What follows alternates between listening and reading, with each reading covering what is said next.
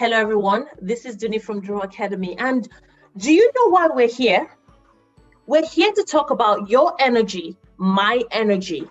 There are many times that people come into our lives or things happen to us or happen around us that drains our energy. I know that we go about our daily activities. We are busy people, especially as moms. We're so busy and we are constantly putting ourselves out there and giving everything we have. But that does not mean that we have to be drained, depleted, or exhausted at the end of it. So here I am showing you what it's like to be in that position. Some of you may have heard this story, but I'll share it again. There was a beautiful morning and there I was in bed. My daughter was trying to wake me up, saying, "Mommy, let's go outside." She was so excited. She wanted to go outside because it had snowed. And I just didn't have the energy. I felt so tired, broken, exhausted. And so while she was tugging at me, they were trying to get ready. Her little brother had gone to grab his coat and was toddling along, getting ready to put it on to go outside to play. And me being the kind of person that normally I would just go, "Yes, let's go outside." I love to play. I love things that are full of energy. I love running around. I love cartoons. I love superheroes. You probably know that about me by now. But guess what? I just wasn't in that space or having that energy. So I told the children to come into bed with mommy, come and give mommy a cuddle. And so they climbed into bed with me and I held them close. You know, at that moment, I felt so sad. Not because I told them to climb into bed, but because I told them to climb into bed to cuddle with me again. This wasn't the first time. And I'd done it so many times that I felt like a failure as a mother. They didn't want to cuddle in bed. They wanted to play. I would have loved to play with them, but I did not have the energy to do that.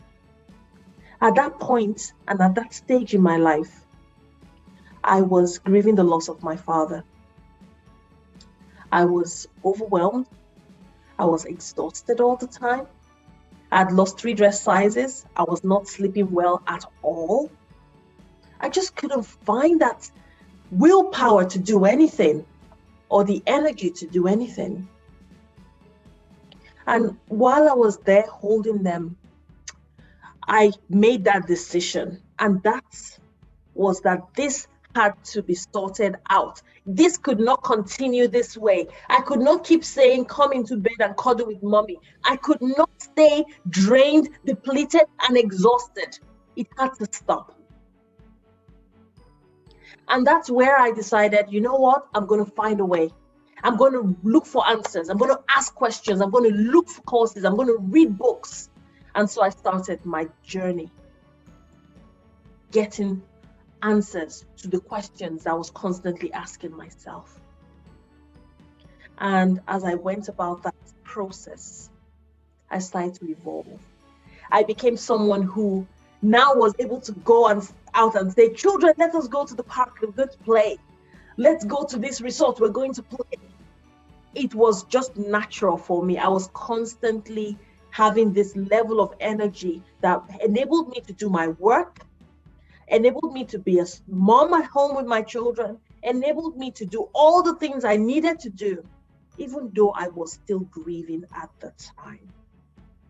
And as you know, grief never really comes to an end. I still grieve even now. But then, this ability to have the energy is so important. And that's what I'd like to teach you and talk about in this process. But today, I'd like to just do a quick recap. What are those things that drain your energy?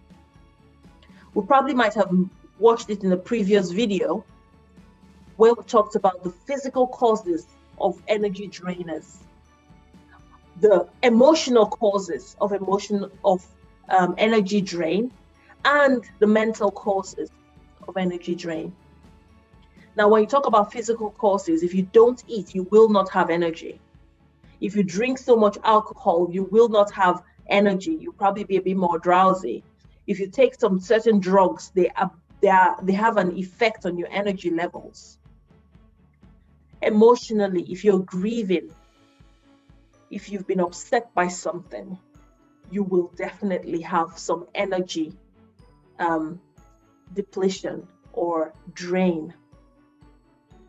Mentally, if you have been under undue stress, you're worried about something, you are concerned, and your thoughts are going 100 miles an hour, or maybe you're looking at social media. Someone has said something that is quite mean, and you're not very happy about it.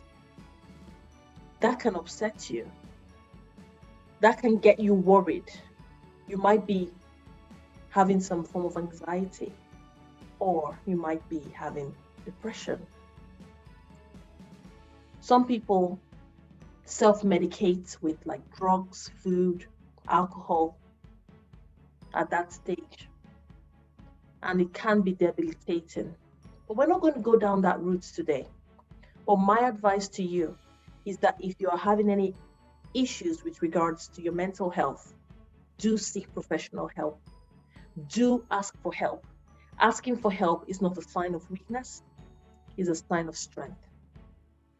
So having covered a few things that can cause emotional, physical, energy drain, we're going to talk about ways by which you can identify and put a hold on that energy drain. I'm going to share with you a few things you can do.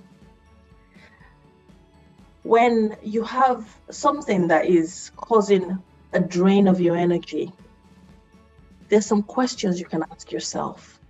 1, who are you? Yes, I know it sounds so simple, but that's such an important question. Who are you? Sometimes we tell ourselves that we are incapable. We start our definition of who we are with, I am not able, I am not worthy. The moment you're able to give yourself an empowering identity, you are able to push beyond the energy drains. I'm going to say that again. The moment you're able to give yourself an empowering identity, you will be able to get beyond those energy drains. So who are you? The 2 powerful words in the English language are I am. I am, whatever follows it, can either make you or break you. So what is it going to be? That's the reason why I tell you as a mom, you are a super mom. And my definition of a super mom is a woman with her maternal role who takes care of her children or others, does her other activities, and in spite of all that, is able to keep her head above ground, even if she's struggling to get out from underneath her duvet. I say that because society tells us that the supermom is the person who is riding on the high horse and not getting tired, holding things together, the best cook, the best wife, the best mother, the best, according to whose standards? So we're breaking that now. We're breaking that. And we're putting ourselves in a position of empowerment as mothers. You are a super mom. On that day when my daughter was trying to get me to come out and play in the snow. On that day that I asked them yet again to come and cuddle me in bed, you remember what I told you? I felt like a failure. At that point, my words were, I am a failure. What I want to say to that mom, wherever you are, if you're hearing the sound of my voice, even on those days that you're struggling to get out of bed, your head is above ground, you are a super mom. Even as you lie there crying, holding your children, you lie there not knowing what to do, not knowing how to proceed, you are a super mom. The fact that you are here, the fact that you're a mother, the fact that your head is above ground, that is what makes you a super mom. So own your identity. I am a super mom. I am worthy. And add all those empowering statements to define who you are.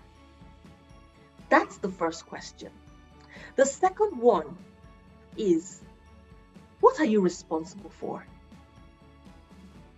This is where you see the things that are within your area of concern, control, and the things that matter to you. Now, I know this might be a bit hard. I've been there, whereby I feel like I need to be the all in all to all and be that overarching support to everyone, be everything to everybody except myself.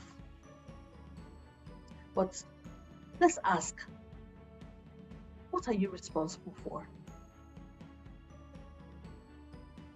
When you think about what you're responsible for, you're able to say, okay, I am a mother, I'm responsible for the care of myself. That's number one. Always remember, you come first, okay? Remember, because you cannot pour from an empty cup. You cannot put oxygen mask on someone else when you lack the oxygen mask. You need to be well to be able to take care of another person. You need to be cared for to be able to take care of another person. So you are responsible for your well-being and the well-being of the people that you are responsible for, such as your children, especially if your children are in that dependent age range. The moment they become adults, or maybe even from teenagers, they have some responsibility too. And at some point, we're going to do a session where we talk about giving children responsibility for their well-being, for their care, for their lives. And that starts from very early. But at this point, your responsibility is for you. The next thing is, what are you not responsible for? What is that thing that is not your responsibility? What have you decided to take on? I'll give you examples. Pleasing people. Pleasing people. Trying to feel as part of the tribe, the group. You know when you're doing something and you feel that even though you enjoy doing it, oh, what will that person say? You are not responsible for another person's opinions. Everyone is entitled to their opinion. And you're not responsible for another person's behavior either. So do not put that on yourself. I have heard and seen and experienced situations whereby someone who is in an abusive marriage, relationship, is told, the person who is being abused is told, oh, if you had not done this, I would not have hit you. If you had not done this, I would not have said those mean things to you. That in itself is utter rubbish. You know why? Because you are not responsible for that person's bad behavior. You are not responsible for that person's lack of judgment. You are not responsible for that person's indiscretions. So, this is the moment for you to stand in the full identity of who you are, to know what you're responsible for, and to decide to declare what you're not responsible for. When you do these, you will be able to put a hold on those energy drainers. If you'd like to know more, I'll put the link below. Just let me know your thoughts. Which of these are you going to apply in your life on a consistent basis? They are all very important, but sometimes we need to take one step at a time. Not everybody moves at the same pace. And I honor you for making a decision to listen today. If you know someone who would benefit from this, please share the message, because you are not responsible for other people. You're responsible for you, and you need to stand in your power. This is Duni from Draw Academy, and until next time, I ask that you stay well.